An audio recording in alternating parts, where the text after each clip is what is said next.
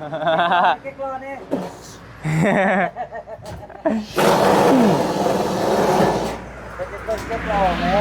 กำลังยิงเนาะยิงยังโอ้จวดจัดรวดเร็วทันใจซิลิโคนนี่จิกมันได้เนี่ยโอ้จิกอันทางเทิงครับวะให้มันเป็นยังฮะเป็นยัง800 บาทบอกเลยจะได้600 บาทโอ้รถทางน้ำนี่ดิปล่อยพี่น้องรถทางน้ำเอ้า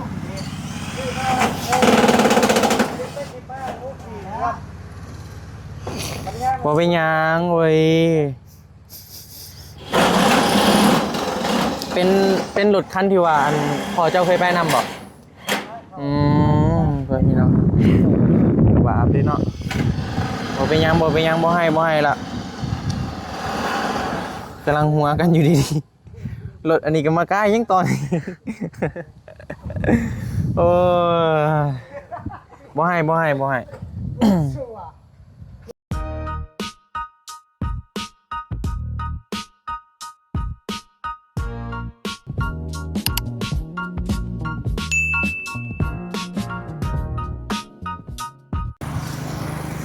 สวัสดีเด้อไม่นี่กะสีมาเบิ่งสร้างมุงหลังคาเด้อพี่น้องเด้อเป็นกำลังสีมุงเปิดคลิปให้เบาบี้มานี่ เชียงจะเป็นยังต่อ คิดว่ารอดแล้ว เป็นอะไร โตื่นมากแล้วเป็นอันนี้ ต้องกินน้ำห้อนแม่เจ็บคอบ่จอยไปกินน้ำห้อนเด้อ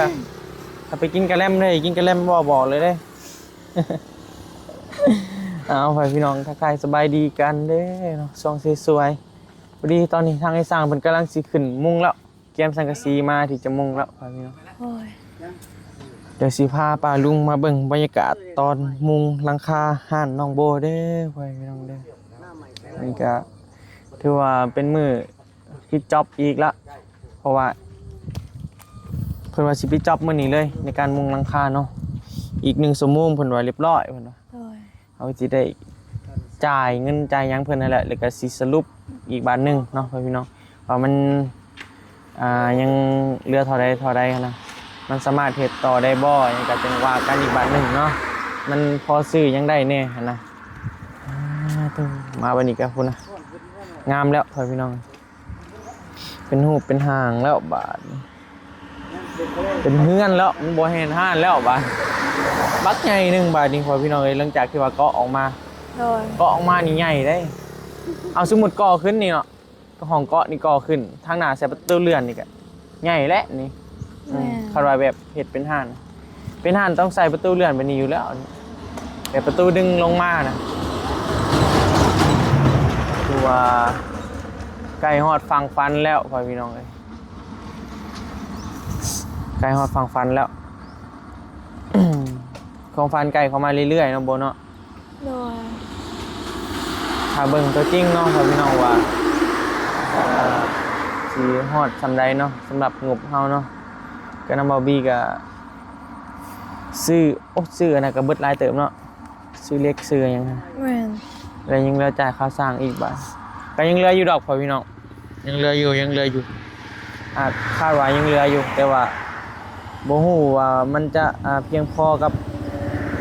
การที่ว่าแต่ว่าดินบล็อกเขามีแล้วมีได้ซื้อปูนมากับแคมบะกอกับซื้อปูนมาแล้วก็กับค่าสร้างนี่แหละพ่อพี่น้อง โดย กับเล็กกับเทค่านอีกบาทกับเล็กอีกแคมบะกอนะหรือว่าสิเอาเป็นเทพื้นก่อนบ่คันเทพื้นก็จังว่ากันอีกบาทนึงเทพื้นก็มีแต่เฮาซื้อปูนมาแห่ทรายเฮานี่ก็มีแล้วเดี๋ยวถ้าถามหลายๆคนก่อนพ่อพี่น้องถ้าปรึกษาพอลี่ก่อนแล้วก็ถ้าไม่สร้างนำบางทีก็อาจจะเป็นเทพื้นนั่นแหละแต่ว่าเราต้องคนดินเขานี่ก่อนเดี๋ยวเบิ่งตัวจริงเนาะพ่อพี่น้องว่างบเฮายังสิเหลือสำใดหั่นนะแต่ว่ามื้อนี้แน่นอนแล้วมื้อนี้ทางหน้านี่ถือว่าแล้วเนาะเบิ่งก่อนตามสมมาพาควรนั่นแหละ โอเคตอนนี้แมนกำลังเตรียมที่จะมุ่งเด้อพ่อแม่พี่น้องไอ้สร้างกำลังเอาสังกะสีขึ้นแล้วตอนนี้สีสังกะสีกับสีฟ้าสีคนกับสีฟ้างามเนาะ งามอยู่บ่แหละ งามเลยเนาะ แม่นบ่ เรื่องเท่านี้แหละในประเทศลาวโอ้ยให้งามซ้ำนี่แหละ เวอร์ กำลังสิมุ่งพ่อพี่น้องกำลังไอ้เพิ่นกำลังเอาสังกะสีขึ้นไปโอ้ทำมุ่งแล้วนี่ยังไงได้โบย โดย โอ้กล้องก็ได้ดำมืดเท่าวะ สีฟ้า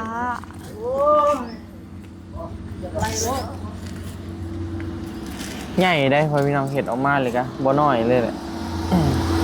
ใหญ่แห้งบ่ได้กินฮอดแม่ติเฮ้ย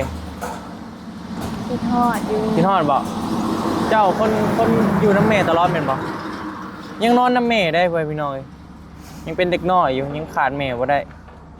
ยังนอนน้ำแม่อยู่นะปกติสำนีแบบต้องแยกห้องนอนแล้ว อ้าวคันขอยบ่นอนนำแม่ไผสินอนนำซะ ฮะ บ่มีผู้นอนนำแม่เด้ เข้าใจดีแล้วเป็นหมูเราปึ๊บเรียบร้อยแผ่นแรกแห้งมานี่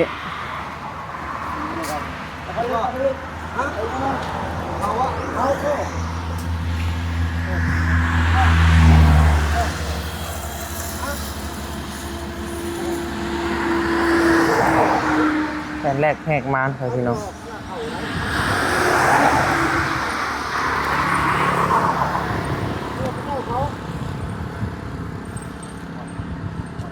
อ๋อเรียบร้อยโอ้กล้องคือดำเดี๋ยววะ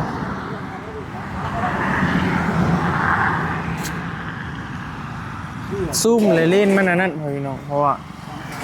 มันตกกล้องบอบบี้มันแตกเวลาซูมเลยมันอยากดำๆนะพอเลนหนึ่งมันใช้งานบ่ได้แล้ว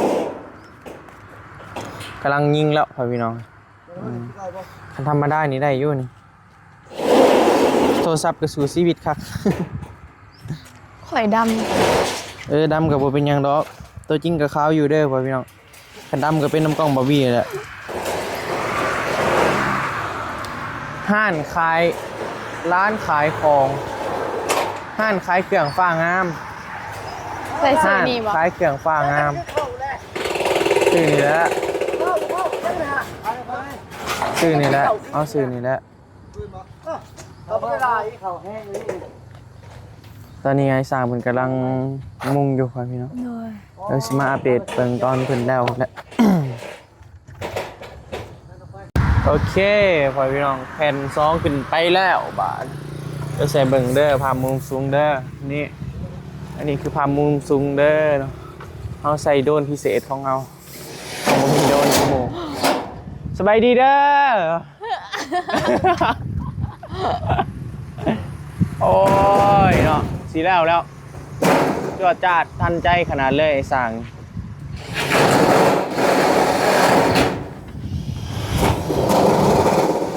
ประมาณนี้พ่อพี่น้องเพิ่นกำลังมุ่งแผ่นที่2 7แผ่นรวมทั้งเก๊กล้อป่ะเก๊กล้อเนี่ย เก๊กรอเนี่ย เก๊กล้อเนี่ย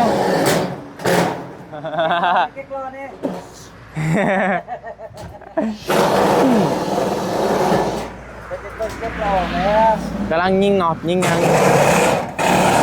โอ้จวดจัดรวดเร็วทันใจซิลิโคนนี่จิกวันไหนเนี่ยโอ้จิกอันทางเทิงครับวะให้มันเสื่อมต่อกับอันนั้นเลยเนาะไมเซล่าโดยผมบ่อยากเห็นเลยพี่ เป็นยังโบเป็นยังฮะเป็นยัง800 บาทบอกเลยจะได้600 บาท โอ้รถทางน้ำนี่ดิไปพี่น้องรถทางน้ำเอ้า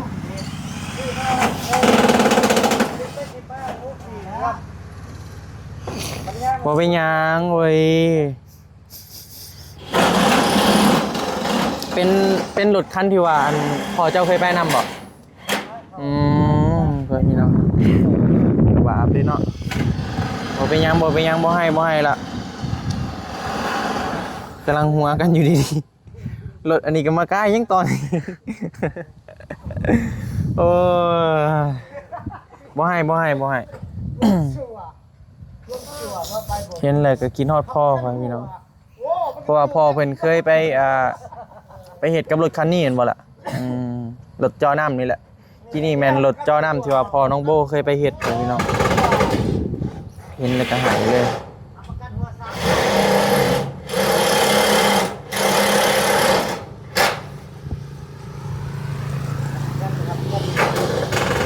ผิดปะไปหาในเขาไปในพูดแหละปะพี่น้องเดี๋ยวเขามาในก่อนจังหน่อยเห็นกายอีกก็ให้อีกโอ้ยเนาะเป็นคนค่อยง่ายนะเห็นอย่างแป๊บหนึ่งเลยเก็บแก้วก็พอเลยมันเพิ่นจะให้เลย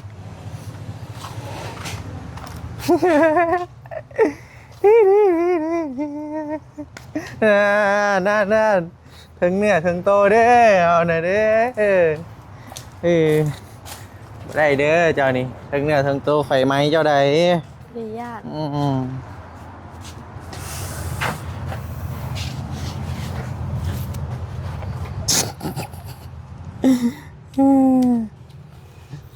ไม่ได้เขาเงียนทีหนึ่งให้ข่อยไปส่งอลีวะเลยฮะให้ไปส่งอลีบอให้ไปกระสิบไปให้ไปส่งบอบ่เป็นหยังเอาสบายดีเด้อพ่อพี่น้องเด้อ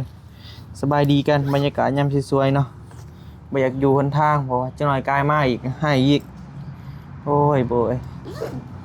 แล้วเห็ดเป็นอาจักปีเลยโบตั้งแต่โดนแล้วกี่นี่นะเห็นรถทางน้ำมันแหละคันเดียวกันเลยเห็นปะทีมงาน 3-4 คนบอกว่าประมาณนี้แหละเราก็ไปตามนี่แล้วเนาะไปน้ำรถนี่เห็นปะเห็นแล้วว่าน้ำตาออกเลยพี่น้องเข้าใจสู้ๆกันแล้วอะไรเห็นเราได้ซะเพิ่นก็ไปดีเลยเด้หมูเราเบิดบ่กินนี่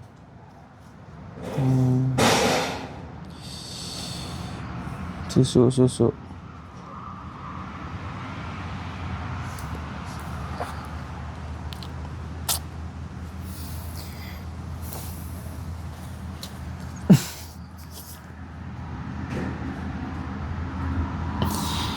คอมเมนต์นี่ว่าน้องโบทำไมน่ารักจังวะสันตู้ขนาดหักกันเลยเนาะวันหักคอยสิมักบ่กับโบบี้ก็มาแต่เศร้ามื้อนี้ก็พอพี่น้องก็มาเบิ่งนี่แหละเบิ่งเวียกเบิ่งงานนี่ก็สิมาเกียมถ่าจ่ายเงินจ่ายคำให้อ้ายเพิ่นนี่แหละเนาะก็จังหน่อยก็แล้วมุ่งแล้วนี่ก็แล้วเลยเนาะล่ะเนาะก็ถือว่าทีมงานนายสร้างเพิ่นก็โอ้จวดจะรวดเร็วทันใจเลยพอพี่น้องบ่เป็นหยังเด้อล่ะเด้อสู้ๆเพิ่นไปดีแล้วเพิ่นก็คนเฮาก็คือไอ้เคยบอกเจ้าหลายๆเทื่อแหละล่ะเพิ่นถือมาซ้ำน่ะเด้เพิ่นถือบุญมาซ้ำน่ะทุกคนก็ไปคือกันเลยบ่ว่าคนรวยคนทุกมหาเศรษฐีถ้าฮอดมือเพิ่นก็ไปคือกันบ่แม่นมีแต่พ่อเฮาดอกเฮาก็ยังไปคือกันนั่นแหละต่างแต่ว่าไผไปช้าไปไวนั่นแหละสิ่งที่เฮาเฮ็ดได้ยามที่ว่าเพิ่นไปแล้วก็มีแต่เฮ็ดบุญให้เพิ่นเฮ็ดบุญวันศีลวันพระก็ลงวัดตักบาตรญาติน้ำให้เพิ่นให้หลายๆให้ก็เชื่อว่าเราก็คือสิไปสู่ภพภูมิที่ดีแหละไปอีกโลกนึงแต่เราก็คือสิเห็นละเราเห็นท่านี้ไอ้ก็เชื่อว่าเราก็ดีใจแหละเราตั้งใจเฮ็ดให้เจ้าอยู่แล้วแม่นบ่เราตั้งใจเฮ็ดให้แล้วแต่มื้อหนึ่งพอมีแบบนี้โชคใหญ่ล้นทับแล้วเราก็น่าจะเห็นนั่นแหละไอ้เชื่อว่าเราก็น่าจะแนมลงมาเห็นเจ้าเราก็คือสิภูมิใจแหละเพราะว่าเป็นสิ่งที่ว่าพอน้องโบนี่อยากเฮ็ดให้พ่อพี่น้องกำลังเก็บเงินทอนเงินที่จะเฮ็ดห้านนี้ให้ลูกสาวนี่แหละแต่ว่าบังเอิญเกิดเรื่องแบบนั้นก่อนก็เลยว่า ก็ดีแล้วนี่ก็ก็ได้เลยเด้ก็ว่าง่ายก็เฮ็ดตามความฝันที่ว่าเพิ่นอยากเห็นให้ลูกสาวไว้ก็มันอาจจะยังบ่ทันสำเร็จแต่ก็มันก็มีแสงสว่างเนาะแนมเห็นเลยก็ เพิ่นก็ดีใจเลยนะว่าง่ายๆก็ถ้าเบิ่งนํกันพ่อพี่น้องเอ้ยว่าสิฮอดไซเนาะสำหรับหาน้องเพิ่นนี่ก็สู้ๆเขาแลล่ะเห็นเอาได้บ่จักแนวสิว่าแหละไอ้ก็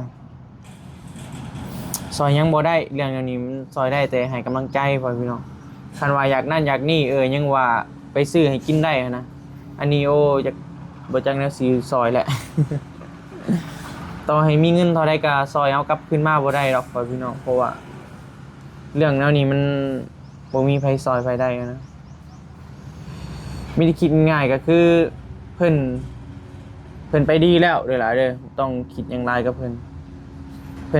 บ่ได้อยากเห็นเจ้ามาให้นํเพิ่นดอกเพิ่นอยากเห็นเจ้ามีความสุขเพิ่นอยากเห็นเจ้าแฮปปี้หั่นแหละบ่มีพ่อแม่คนใดดอกอยากมาเห็นลูกตัวเองร้องไห้เสียใจนํเพิ่นเด้อล่ะเด้อแค่เจ้าไห้แฮงมันแฮงไปบั่นทอนจิตใจเรามันแฮงเฮ็ดให้เราเป็นห่วงเจ้าเด้อฉะนั้นแล้วอย่าเฮ็ดให้เราเป็นห่วงก็อย่าเป็นไปดีเลยเด้ล่ะมีแต่สู้ๆบ่ต้องเฮาคิดร้ายมันแฮงสิเป็นผลให้ต่อชีวิตเฮาแหละมันแฮงสิเป็นลบลงไปมันเฮ็ดให้เจ้าสิเป็น introvert ได้บัดแล้วเพราะง่ายก็สิเป็นโรคซึมเศร้าเลยนะพี่น้องถ้าว่าเฮาแบบจมปักอยู่กับแบบนี้ต้องปล่อยวางนี่แหละเด้อปล่อยวางทุกคนก็เจออยู่แล้วล่ะเจออยู่แล้วเจอซ่าเจอไวคืออ้ายเว้าหั่นแหละเจอทุกคนบ่ว่าไผก็ต้องได้เจอเรื่องแบบนี้บ่มีไผหลีกเลี่ยงได้เกิดแก่เจ็บตายเป็นเรื่องธรรมดาที่สุดเลยล่ะสู้ๆสู้วะ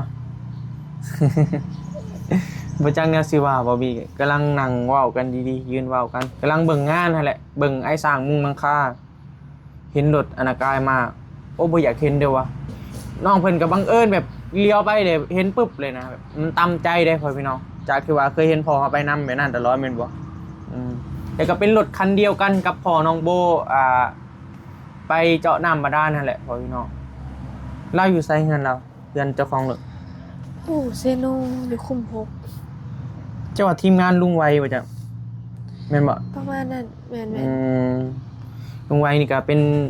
ป็นพี่น้องบอบบี้เป็นพ่อเฒ่าแบบห่างๆกันนะในสเตโนก็ถือว่าเราเบอร์1แล้วเจาะน้ำนี่ทีมงานลุงไวสู้ๆอะไรหลายเห็นเอาได้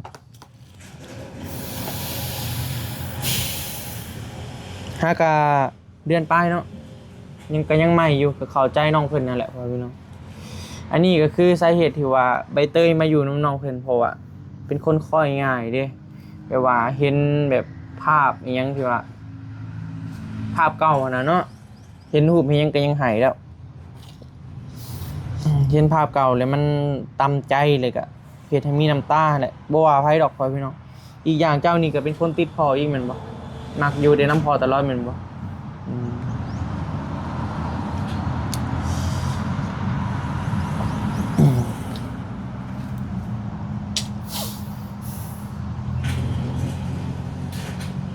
สู้ๆเด้อ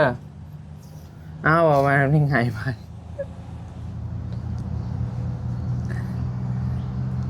สู้ๆล่ะสิไปอันนี้ได้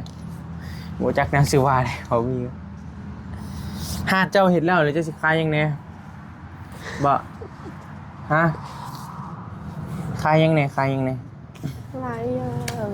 ขายหลายอย่างขายยังก็ได้แต่อย่าขายหัวใจเจ้าให้ไผก็พอ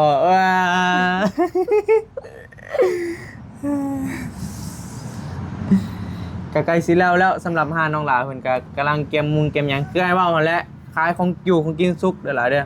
ข้างหน้าขายของกินสุกแล้วก็ทางในก็เป็นร้านข้าวต้มขนมน้ำมาหยังต่างๆนั่นแหละพ่อพี่น้องเพราะว่าเขตนี้มันเป็นเขตแบบว่าคนโรงงานเนาะล่ะเนาะคนโรงงานแบบเป็นหมื่นคนผู้ใดเนาะ2โรงงานมารวมกันนี่มันหลายเฮียงได้พ่อพี่น้องแบบเวลาที่ว่าเขาเจ้าเลิกยามตอนแรงนะแบบรถจนติดพู้นแหละแบบขึ้นในเมืองเลยคือแบบอยู่ไทยอยู่ยังเลยได้แบบนี่ฮะนะรถจนติดแบบเป็นซ้ายเลยนะเวลาเราแบบเขาเจ้าเลิกนะ เวลาที่ว่ารถสิออกจากโรงงานก็ต้องมีคนมาโบกแบบคล้ายๆแบบตำรวจเด้เอาจ้อยมาตั้งเพราะว่ารถมันหลายแฮงเด้การสัญจรมันติดขัดนะก็เลยต้องใช้วิธีนั้นเพราะง่ายๆก็ถือว่าเป็นทำเลทองเลยแหละอยู่นี่ก็โดย มีแต่อ้ายก็สิมาซื้อซอยอยู่อ้ายก็เด้อแต่สิดึกๆคือว่าหั่นแหละ ตอนดึกๆเด้อข่อยสิมาซื้อซอยเจ้าเด้อเปิดอยู่ติ เปิด อ้าวเนาะข่อยเป็นลูกค้า VIP เด้ซื้อได้แต่ตอนดึกตอนกลางเว้นก็ไปเฮ็ดเวียกมันค่ำมาตอนดึกก็ได้โอกาสก็หมุนเลย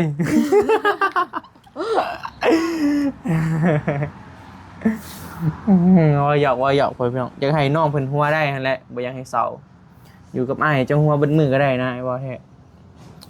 บ่บี้บ่มักเห็นคนเศร้านะอยากเห็นคนแบบมีความสุขอย่างเงี้ยจะบ่มักแบบเรื่องราวเศร้าๆนะแบบจะเวลาที่ว่าเฮาอยู่อ้อมข้างเลยแบบอยากเฮ็ดให้บุคคลนั้นมีความสุขนะอันนี้คือตัวบ่บี้บ่ว่าสิไผเวลาที่ไปพบเจอจะแบบอยากเห็นเขาเจ้ามีความสุขนั่นแหละพ่อพี่น้องบ่อยากเห็นเรื่องเศร้าแล้วเด้นะเบิ่งเด้อแล้วเราจักโบอ๋อต้องมานั่งแป๊บเดียวพ่อพี่น้องจวดจ้าดขนาดเลยโอ้ไปเจ้าจริงอย่างไปเบิ่งเนาะมีแต่แนวหน้าแลเลยสู้ๆเพิ่นไปดีแล้วให้ว่าแนวได้ซะบ่ โอ้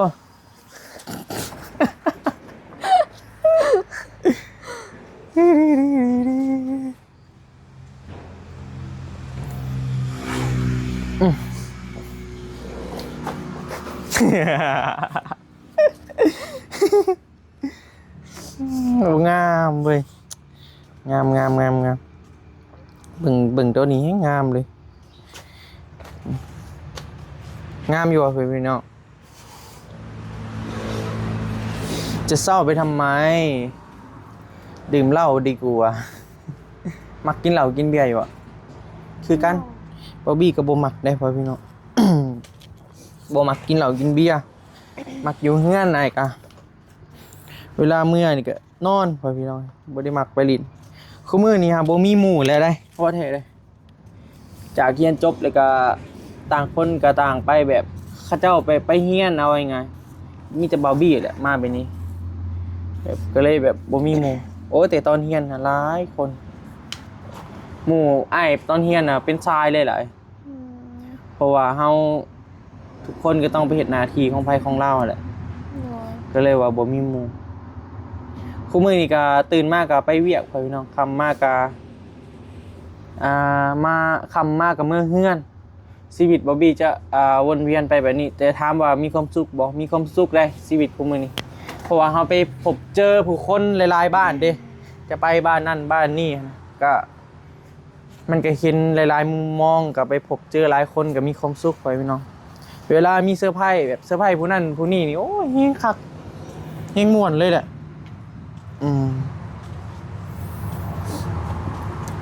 สู้ๆเด้อสู้ๆเด้อเจ้าจังสิย่างไปเบิ่งเวียกก่อนพ่อพี่น้อง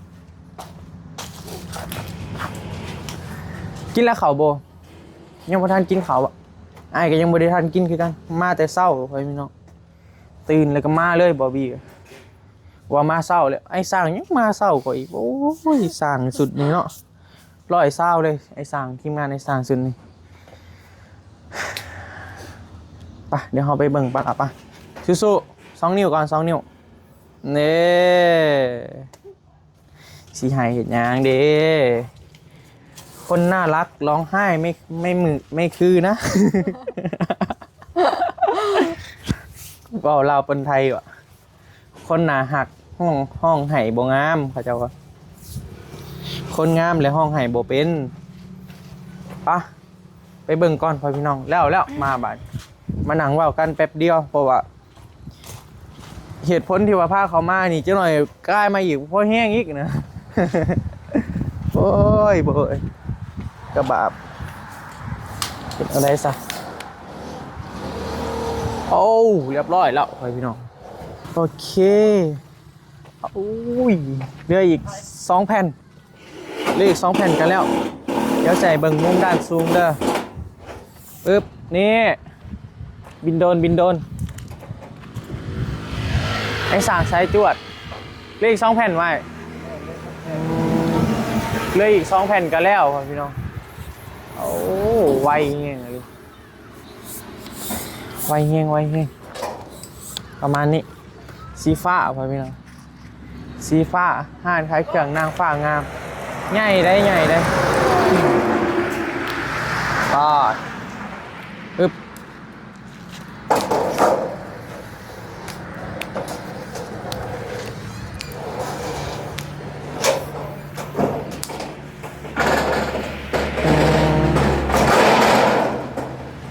ไปเอาM100มาให้เพื่อนเดี๋ยวไป4 แก้วก็มานำมือเสื้อให้เลยเด้อไม่ในคอเด้อมาอีกก็ได้แต่มันเข่าเอาเสื้อใหม่เลยเอาเบิ่งนี้ก่อนพี่น้อง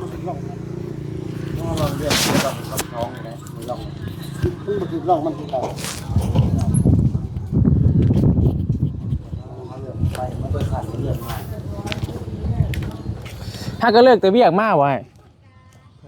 โอ้อันนี้ยังบริโนอนได้พ่อพี่น้องตาก็มาตอนเช้าก็มาใส่เลยระวังลายตาเด้อหัวหน้าเด้อพยายามมาหักงานในร้านเท่านี้ฮะพยายามมาหักงานในร้านเท่านี้จึงสิได้เห็ดเวียกแน่เป็นบ่พอได้เวียกเนาะแคมมี่กับซีเอิญฮะคือเก่าหั่นแหละพอสร้างนี่ถึกใจแล้วพ่อพี่น้องบอกกันง่ายอยู่อ้ายเพิ่นนี่เฮ็ดเวียกโรงงานไปแต่แรงพุ่นแหละแรงแล้วก็เข้ากะกลางคืนบัดนี้แต่หัวแรงจนตอนเช้าเลยก็มาเฮ็ดเวียกต่อคือว่าอ้ายเพิ่นก็สู้ชีวิตได้พ่อพี่น้องมีลูก3คนมีแต่เพิ่นหาเงินคนเดียวเพราะว่าเมียเพิ่นก็อยู่เฮือนเอาลูกบ่ได้เฮ็ดหยังว่ายังไงแบบเป็นอยู่เฮือนนั่นแหละมีแต่อ้ายเพิ่นหาเงินหั่นนะเลี้ยงลูกอยู่เฮือนเลี้ยงลูกเป็นแม่บ้านเติมอ้ายเพิ่นล่ะใจเด้ออ้ายM100อ้ายใจร้ายกับใจร้ายหุ้นขึ้นรถนะเติมM100แล้วมันเอากำลังก่อนใจคนหลายเอาป่ะหุ้นรถอัดเลยบ่จักเสานี่หน่อยไว้ก็ได้ลอยเพิ่นลงมา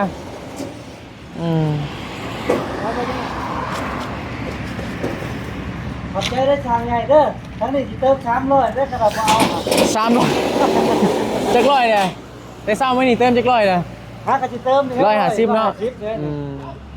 เติม300เลยเอา300เลยเนาะเอาบ่หุ้นไหนบ่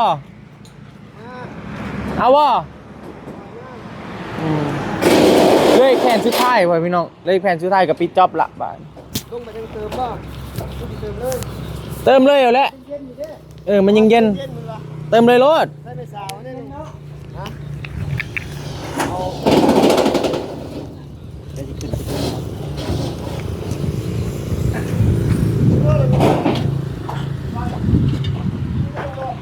ฮะ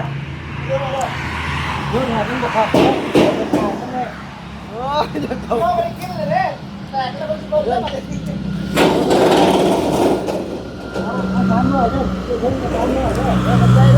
rồi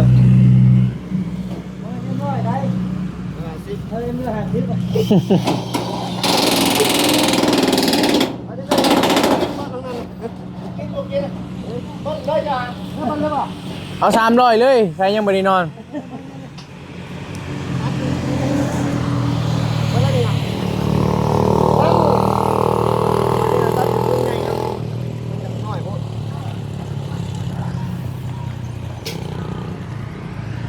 ยังเหลือแผ่นสุดท้าย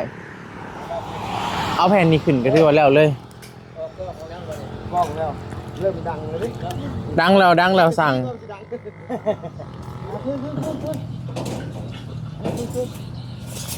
เดี๋ยวแจกเบิกมุมด้านไกล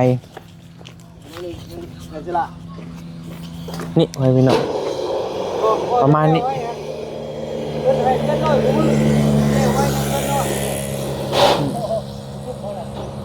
อันนี้คือมุมด้านใกล้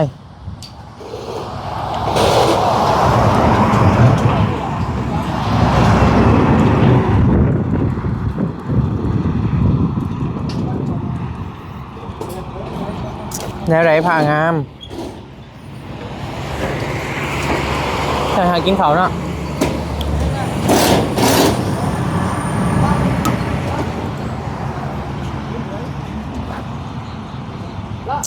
แผ่นนี้ขึ้นก็ถือว่าเรียบร้อยแล้วพ่อพี่น้องแผ่นสุดท้ายพ่อพี่น้องแผ่นสุดท้ายขึ้นแล้ว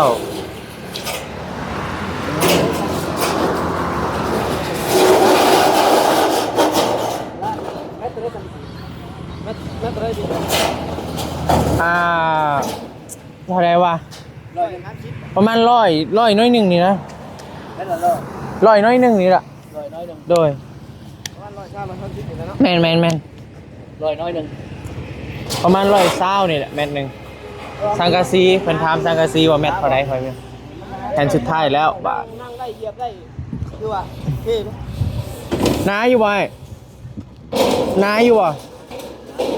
มันมีตัวน้าตัวบ้างมันมีหลายราคาอันนี้ฮะตัวน้าตัวนี้จะซื้อมะม่วงหอมหนาใหม่ไปซื้อสังกะสีเพราะว่า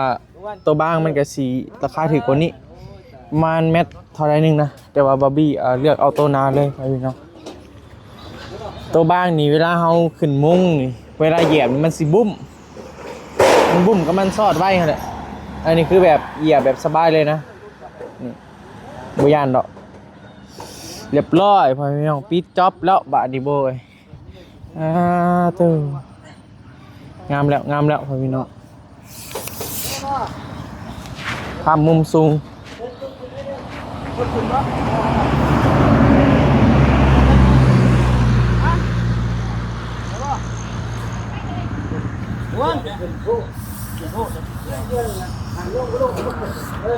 แผ่นสุดท้ายไอ้บอบบี้ก็ซีได้จ่ายเงินให้ค่าสร้างอะไรยังเพิ่นเท่าไหร่พอพี่น้องคือว่าสำเร็จเสร็จสิ้นแล้วในการมุงหลังคานี่เนาะเด็กก็สีจ่ายเงินเด็กก็สีสรุป สรุปเงินเท่าว่ายังเหลือเท่าใดนั่นแหละพอพี่น้องแล้วก็มันสามารถดำเนินการตัวใดได้ก็จังว่ากันอีกบาทหนึ่งเนาะพอพี่น้องคือว่ามื้อนี้สิสรุปให้ป้าลุงฮู้นำกันเลยเด้อพอพี่น้องเด้อเรียบร้อยแล้วสำหรับการมุงหลังคาของพวกเฮาเนาะขึ้นโค้งมุงหลังคา2 มื้อเฮ็ดอันนั้นก็2 มื้อเฮ็ดอันนั้น3 มื้อโค้งใหญ่มัน3 มื้อโค้งน้อยมัน2 มื้อ เรียบร้อยได้บาทนี่ความรู้สึกเป็นอะไรล่ะตอนนี้ดีใจนำได้ก็ถือว่าสานพันให้น้องให้มีอาชีพค้าขายนั่นแหละพี่น้องให้มีอาชีพค้าขายเบิ่งแย่งเลี้ยงดูครอบครัวแหละก็เป็นดี1อาชีพที่ว่าดีเลยแหละงานขายเครื่องนี่พี่น้องเพราะว่ามันสามารถกินได้แบบสัวลูกสัวหลานเลยนะเพราะว่ามันสามารถอยู่น้ำเฮาได้ดนๆเลยนะถ้าว่าเฮาแบบเฮาได้ขายอย่างนี้นะเฮาก็มีแต่นั่นอะไรเด้อมีแต่คือว่ามุ่งก็เรียบร้อยแล้วพี่น้องมีแต่ให้ทางน้องขอบคุณพอใจดีอีกครั้งเทื่อนึงเด้อตอนนี้ก็ถือว่ามุ่งสำเร็จแล้วโอเคมาลูกก็ขอบคุณเด้อที่ซัพพอร์ตและการเอ็นดูลูกก็ขอให้ขออยู่ดีแม่ขอบคุณจะได้ขอให้ปรารถนาสิ่งใดก็ขอให้ได้สิ่งนั้นเด้อ